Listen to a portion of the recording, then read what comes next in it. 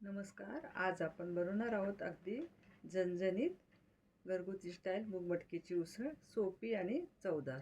त्यासाठी सुरुवातीला मी गॅसवरती कढई गरम करून घेतलेली आहे. त्याच्यामध्ये 2 टेबलस्पून इतकं तेल गरम करून घ्या आणि एक लहान चमचा इतकं मोहरी गरम करून घ्या. मोहरी तडतडल्यानंतर इथे एक लहान चमचा मी जिरं घातलेलं आहे. जिरं चांगलं फुलू द्या. जिरं फुलल्यानंतर आपण इथे लहान चमचा हिंग घालायचं आहे. त्यानंतर इथे एक बारीक चिरलेला कांदा घालूया. एक मोठा कांदा मी इथे बारीक चिरून घेतलेला आहे. या उसळीमध्ये आपण कोणतेही वाटण न घालता अशी साध्या सोप्या पद्धतीने उसळ करणार आहोत. तुम्हाला ही रेसिपी आवडेल, तुम्ही एकदा नक्की ट्राय करा. आता याच्यामध्ये मी 1 चमचा इतकं आलं लसूण पेस्ट घातलेलं आहे. आता कांदा आणि आलं लसूणची पेस्ट चांगली परतवून घ्या. कांदा सोनेरी रंगावरती होईपर्यंत परतून घ्यायचा आहे आपल्याला. इथे बघू शकता तुम्ही कांदा चांगला असा परतवून झालेला आहे. त्यानंतर इथे एक मोठा टॅमॅटो बारीक चिरून घेतलेला आहे, तो घालूया. आता कांदा, टॅमॅटो आणि आलं लसूणची पेस्ट चांगली अशी परतवून घ्यायची आहे आणि कांदा टॅमॅटो चांगलं मऊ होईपर्यंत आपल्याला परतायचं आहे. इथे कांदा टॅमॅटो छान असं मऊ व्हावा म्हणून मी इथे मीठ घातलेलं आहे. मीठ आपण आत्ताच घालणार आहोत, नंतर परत घालायचं नाही आहे. त्यामुळे एकदाच चवीनुसार मीठ घाला आणि चांगलं हे कांदा टॅमॅटो असं परतवून घ्यायचं आहे आपल्याला. इथे बघू शकता तुम्ही कांदा टॅमॅटो छान असा मऊ झालेला आहे. आता आपण याच्यामध्ये मसाले घालूया. मूग मटकीची उसळ करत असताना तुम्ही मूग मटकी आदल्या दिवशी रात्री भिजत घाला आणि सकाळी तिला मोड काढून तशी करू शकता. इथे मी अर्धा चमचा इतकी हळद घातलेली आहे आणि कांदा लसूण मसाला वापरलेला आहे. जर तुमच्याकडे कांदा लसूण मसाला नसेल तर तुम्ही कोणतं लाल तिखट वापरता ते घालू शकता. मिरची पावडरसुद्धा घालू शकता. आता हा मसाला खाली लागू नये किंवा करपू नये म्हणून मी इथे थोडंसं पाणी घातलेलं आहे. तुम्ही बघू शकता मसाल्याला छान अशी तरी सुटलेली आहे तेलाची.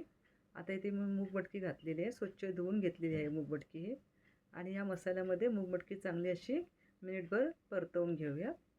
आणि मूग मटकीची उसळ करताना गरम पाणीच घालायचं आहे. अगदी झणझणीत अशी मूग मटकीची उसळ तयार होते.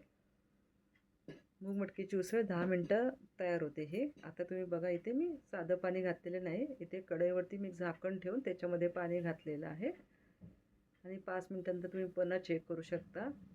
मूग मटकी छान अशी मसाल्यामध्ये फ्राय झालेली आहे, बघू शकता तुम्ही. आणि मसालासुद्धा चांगला भाजलेला आहे, तेलसुद्धा सुटलेलं आहे मसाल्याला छान असं. आता ताटात जे गरम पाणी झालं होतं ना, ते आता आपण याच्यामध्ये घालायचं आहे.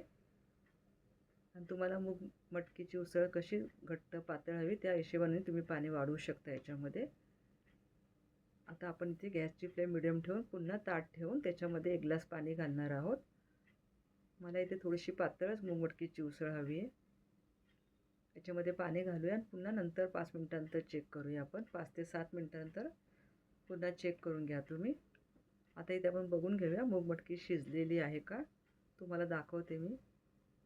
इथे बघू शकता तुम्ही मूग मटकी शिजलेली आहे. आता याच्यामध्ये जे आपण ताटात गरम पाणी केलं होतं ना, ते ओतूया.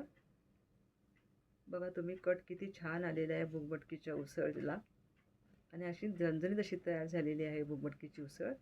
आता या स्टेजला मी इथे ओलं खोबरं किसलेलं घातलेलं आहे 1 चमचा.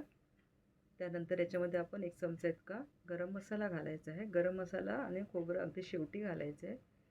बारीक चिरलेली कोथिंबीर घालूया. गॅसची फ्लेम आपण लो करायची आहे. आपली मूग मटकीची उसळ तयार आहे. इथे तुम्ही बघू शकता. आता मी 2 मिनिटभर चांगली ही उकळवून घेणार आहे. आता हे सर्व मसाले छान असे मिक्स करून घ्या. तुम्ही बघू शकता मूग मटकीला किती छान असा कट आलेला आहे.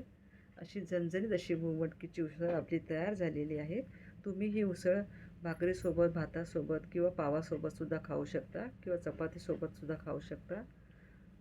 कशी वाटली तुम्हाला मूग मटकीच्या उसळीची रेसिपी आवडली असेल तर रेसिपीला एक लाईक नक्की करा. रेसिपी जास्तीत जास्त शेअर करा आणि तसेच चॅनलला सबस्क्राईब करायला विसरू नका. धन्यवाद.